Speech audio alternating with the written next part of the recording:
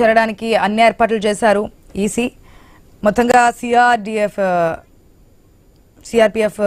అధికారులతో పాటు నిఘాతో పాటు మొదటిసారిగా డ్రోన్ కెమెరా నిఘాని కూడా ఏర్పాటు చేసినట్టుగా తెలుస్తుంది. సో ఎక్కడ ఎటువంటి చిన్న ఘర్షణలు చోటు చేసుకున్నా వెంటనే వాళ్ళకి ఇన్ఫర్మేషన్ వస్తుంది, దాన్ని కంట్రోల్ చేస్తున్నారు. ఇంతకుముందు మనం చూసాం ఆ 2 నెంబర్తో ఉన్నటువంటి టీషర్ట్లు ధరించారు, అది విరుద్ధం కాబట్టి అక్కడ ఉద్రిక్తత చోటు చేసుకున్న వెంటనే పోలీసులు వచ్చారు, వారి దగ్గర నుంచి ఆ టీషర్ట్ ఇప్పించారు, అక్కడ మళ్ళీ పరిస్థితిని కంట్రోల్ చేసినటువంటి సిచ్యువేషన్. సో ఎక్కడ ఎటువంటి సమస్యలు తలెత్తినా లేదంటే కనుక వివాదాలు స్టార్ట్ అయ్యే ఆస్కారం ఉన్నా సరే ఈ డ్రోన్ కెమెరాల ద్వారా నిఘాతో ఏర్పాటు చేసినటువంటి సిచ్యువేషన్ కూడా మనకు కనిపించింది. మనతో మాట్లాడడానికి పొలిటికల్ అనలిస్ట్ బండారు రామ్మోహన్ రావు గారు సిద్ధంగా ఉన్నారు. Good morning sir. Good morning Asha. Good morning Rammohan Rao గారు. ఈసారి పోలింగ్ పర్సంటేజ్ పెరిగే అవకాశం ఉంది అంటున్నారు, 60 to 63% పెరిగే అవకాశం ఉంది అంటున్నారు. కానీ గతంలో మనం ఎప్పుడు చూసినా ఈ స్థాయిలో మనకి ఎప్పుడు కనిపించలేదు. అబౌవ్ 50% కూడా మనకి దాటినటువంటి సందర్భాలు, అది కూడా జూబ్లీ హిల్స్ కాన్స్టిట్యున్సీలో. జూబ్లీ హిల్స్ నియోజకవర్గంలో ఓట్ పర్సంటేజ్ ఎప్పుడు తక్కువగానే ఉంటుంది. ఎట్లా చూడొచ్చు అంటారు, పెరిగే అవకాశం ఏదైనా ఉందా? ఆశ గారు, మీకు అట్లాగే ఐన్యూస్ ప్రేక్షకులకు నమస్కారం. 2014 నుంచే మీరు చూస్తుంటే 2014లో 50% దాటలేదు. 2018లో మాత్రం పాజిటివ్ ఓటు పడడం వల్ల 56% వచ్చింది మొట్టమొదటిసారి ఆ ఎన్నికల్లో. ఇప్పుడేమో మొన్నటికి 2023 ఎన్నికల్లో 47% పోలైంది చూశారు. కానీ ఈసారి వార్డు మెంబర్ ఎన్నికలకు ఎట్లా ప్రచారం చేస్తారో అట్లా ప్రచారం చేశారు. తీర్మానం అనేది మంచి రేటింగ్ పెట్టారు. మీరు నిజంగా చెప్పాలంటే వార్డు మెంబర్ ఎన్నికలకు ఎట్లా ప్రతి ఒక్క ఓటు ఎట్లా కీలకమైందో అనుకునే 3 పార్టీలు చేస్తున్నాయి. 3 పార్టీలు చావోరేవో తెలుసుకోబోతున్నాయి కనుక ఓటర్లను పోలింగ్ బూత్ కు తీసుకురావడంలో ఈసారి మీరు అన్నట్టు నేను కూడా ఆశపడుతున్నా. 60% దాటితే చాలా మంచిది అంటున్నాను. 2 విషయాలు గమనించాలి ఇక్కడ. ఇప్పుడు ఎన్నికలు అయిపోయిన తర్వాత ఏడ్చేది కన్నా ఎన్నికల ముందే సాధ్యమంత పోలింగ్ చేసుకోవడంతో పాటు నిబంధనలు కూడా పాటించాలి. ఇంతకుముందు చూసాం కదా, మనం 2 టీ-షర్ట్ వేసుకుంటే గొడవ జరిగింది. ఇది అనవసరంగా గొడవ సృష్టించి కొందరు ఎన్నికను భంగం చేసే ప్రయత్నం చేస్తారు. అట్లా కాకుండా చూసుకోవాల్సిన బాధ్యత మన మీద, పార్టీల మీద. ఇక మన మీద నేను స్పష్టంగా చెప్తున్నాను, నేను మళ్ళీ వస్తాను. కానీ నేను ఏమంటున్నానంటే ఓటర్లందరికీ విజ్ఞప్తి చేద్దాం. మనం మీడియా తరఫున, నేను ఎన్నికల నిఘా వేదిక తరఫున కూడా విజ్ఞప్తి చేస్తున్నాను.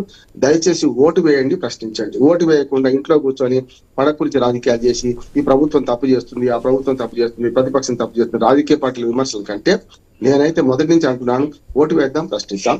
కనుక అందరూ కదలండి, ఓటు వేయండి. ఇప్పుడు కనీసం మనందరూ ఆశపడుతున్నట్టు 60% పోలింగ్ అని కావాలి. అంటే గతంలో ఎప్పుడు కూడా 186,000 దాటిలే. అంతకుముందు కూడా ఎప్పుడు చూసినా 165,000 నుంచి 185,000 మొత్తం పోలేది. 56% పోలేనప్పుడు మనకు 65,000 పోలేదు. అట్లా చూసుకుంటే మనకి ఈసారన్నా మీరన్న 60% అంటే 4 లక్షల మంది ఓటర్లు ఉన్నారు ఆశా గారు. 2,40,000 మంది ఓటింగ్ పాల్గొనాలి కదా. నా ఉద్దేశం ఇప్పటికి కూడా జూబ్లీ ఎన్నికలు 50,000 మంది అసలు అక్కడ లేరు. అక్కడ షిఫ్ట్ అయిన వాళ్ళు, అక్కడ లేని వాళ్ళు ఓట్లే ఉన్నాయి. మిగతావన్నీ కూడా 2 చోట్ల 3 చోట్ల ఓట్లు ఉన్న వాళ్ళు ఉన్నారు. కనుక అసలు ఓటర్లు 3 లక్షల మంది. కనుక 4 లక్షలు చూసుకుంటే 60% దాటడం అంటే 2,40,000 మంది ఓటేయాలి కదా. ఈసారి మీరు వేయండి. అట్లానే పోలింగ్ ఏజెంట్లు కూడా చాలా జాగ్రత్తగా ఉండాలి. ఇప్పటికే మాక్ పోలింగ్ 5:30 to 6 అయింది కదా. మీరు ఫామ్ నెంబర్ 14 మన ఫామ్ సి ఫామ్ ఇస్తారు, C14 ఫామ్ ఇస్తారు. అందులో స్పష్టంగా చూసుకోండి, మీరు సంతకాలు పెట్టాలి. చివరి దాకా ఉండి పోలింగ్ పూర్తయిన తర్వాత సంతకాలు పెడితే రేపు అది కౌంటింగ్ ఏజెంట్కి ఇస్తే మీరు ఈవీఎంలో ఎక్కువ ఓట్లు వచ్చినాయి, తక్కువ ఓట్లు వచ్చినాయి, ఇట్లాంటివి అవుతున్నాయి కదా. కాకుండా ఉండాలంటే పోలింగ్ ఏజెంట్లు ఎవరైతే ఉన్నారో, పోలింగ్ బూత్ ఏజెంట్లు చాలా అలర్ట్ గా ఉండాలని నేను కోరుకుంటున్నాను.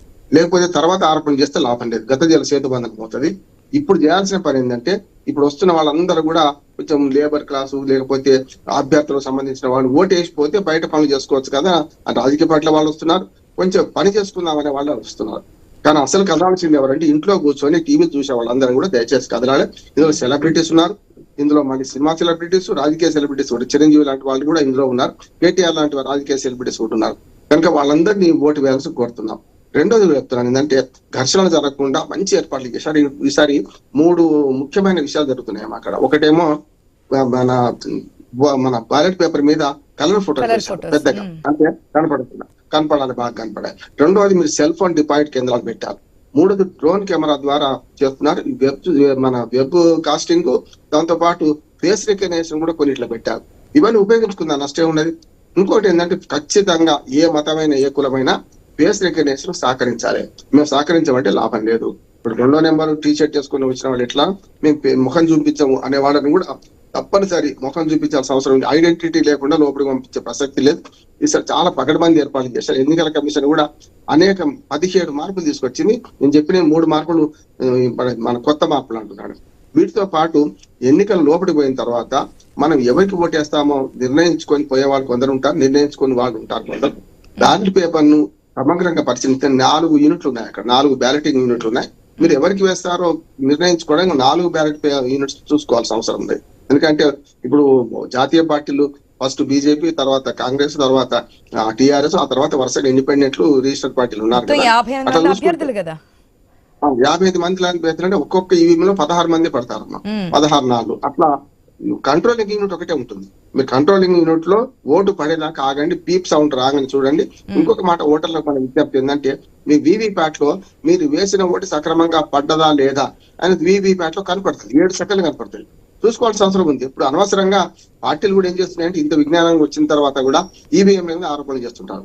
ఇప్పుడు మీరు మేల్కొనేది ఇప్పుడే కదా. మాక్ పోలింగ్ లో సరిగ్గా ఈవీఎం సరిగ్గా పనిచేసిందా లేదు తెలిసింది కదా. ఇప్పటికి ఇంకా కొన్ని చోట్ల ఈవీఎంలు మొరాయిస్తున్నాయనే చూస్తున్నాము రామ్మోహన్ రావు గారు.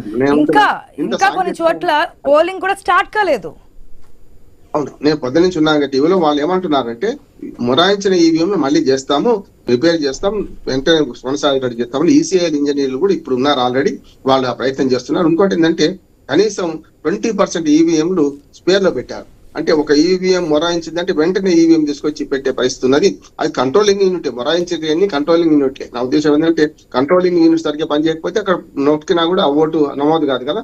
అందుకని ఇవాళ ఈ ఎన్నికల కమిషన్ ఏర్పాట్లను సక్రమంగా చేశారు. దాన్ని ఉపయోగించుకోవాలి.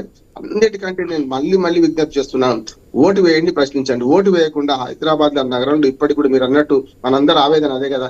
50% పోలింగ్ దాటకపోతే, 50%లో గెలిచిన వాళ్ళకి 30% ఓటు రాకపోతే మరి ప్రజాస్వామ్యం అన్నట్టు. 2014లో 30% ఓట్లతోనే మన మాగంటి గోపీనాథ్ గారు గెలిచారు. 2018లో మాత్రమే అప్పుడు 43% ఓట్లతో గెలిచారు. అంటే వచ్చిన ఓట్లలో మిగతా వాళ్ళు చూడండి 85,000 ఓట్లు వస్తే గెలుస్తున్నారు. మిగతా 70% ఓట్లు వ్యతిరేకంగా ఉన్న అభ్యర్థి గెలుస్తున్నారంటే మనం అర్థం చేసుకోవచ్చు కదా. అందుకని ఆలోచించిందంటే చాలా వరకు పోలింగ్ శాతం పెంచాలి. పోలింగ్ శాతం పెంచడంతో పాటు ఓటు మన బాధ్యత, మన గౌరవం అనే ఓటర్లు భావిస్తే తప్పనిసరి ఓటింగ్ శాతం పెరుగుద్ది అనుకుంటున్నాను. ఈసారి అయితే ప్రతి ఎక్కడో మారుమూల గల్లీలో ఉన్న ఓటర్ని కూడా తీసుకొచ్చే ప్రయత్నం చేస్తున్నారు. చాలా వరకు లంచ్ తర్వాత ఈ ప్రయత్నాలు ఎక్కువ జరుగుతాయి అమ్మా. మొదలు లంచ్ దాకా జరుగుతుంటది. మొదటి 2 గంటల్లో ఎక్కువ పోలింగ్ అవుతుంది. తర్వాత లాస్ట్ 2 గంటల్లో ఎక్కువ పోలింగ్ అవుతుంది. 6 గంటల దాకా సమయం ఉన్నది కూడా చాలా వరకు 5 అనుకుంటారు చాలా మంది. నేను చాలా మంది ప్రజలతో మాట్లాడినప్పుడు 5 గంటల దాకానే అంటున్నారు. కాదు 6 గంటల దాకా ఉండేది మన సమయం. 6 గంటల దాకా పోలింగ్ రావచ్చు. 6 లోపల మీరు మన కాంపౌండ్ లోపల, అంటే పోలింగ్ సెంటర్ కాంపౌండ్ లోపలికి గేట్ మూసేస్తారు కనుక చేస్తే మీరు అర్ధరాత్రి అయినా సరే ఓటింగ్ నిర్వహిస్తారు, వాళ్ళతో ఓటు వేయిస్తారు. అది గమనిస్తే బాగుంటుంది నా ఉద్దేశం. సో ఇప్పుడున్నటువంటి సిచ్యువేషన్స్ ప్రకారం మనకి ఎంత పోలింగ్ పర్సెంటేజ్ నమోదయ్యే అవకాశం ఉంది అనుకోవచ్చు? ఉదయమే అంటే 1 అవర్లోనే 10% ఓటింగ్ నమోదైంది, పోల్ అయింది అనేది వస్తున్నటువంటి ఇన్ఫర్మేషన్. చూద్దాం, దానికి సంబంధించి కూడా మనకి 9 o'clock కల్లా ఫస్ట్ ఫేజ్ సంబంధించి